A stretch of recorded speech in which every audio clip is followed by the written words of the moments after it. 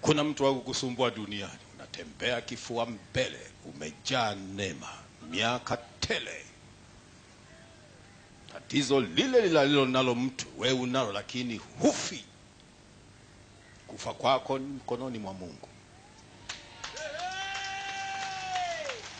Bila Mungu dunia na mambo yake yote na wanadamu na nini hakiwezi juu ya maisha ya mteule. Hayawezi.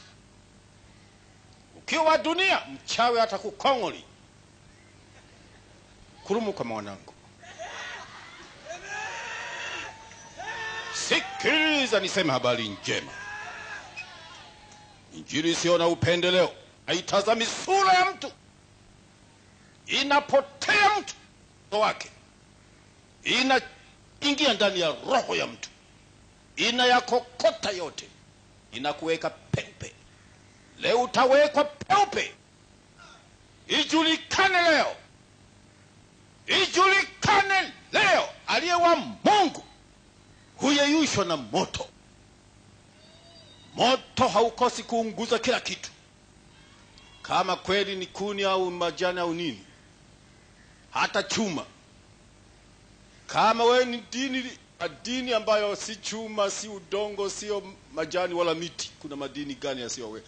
Usipowezwa na moto wa Mungu. Ya nini kujisumbua kuabudu? Hata ukisema nilibatizwa mwaka 2018. Bure tu. Ubatizo hata ibilisi anabatizwa. Mapepo, mashetani, majini yanaingia katika ubatizo. Ikiwa theology ya kusema ukibatizwa basi umeshaokoka. Injili mfu fafefi fofu. Injili ya Yesu Kristo hai kama alivyo hai. Haleluya.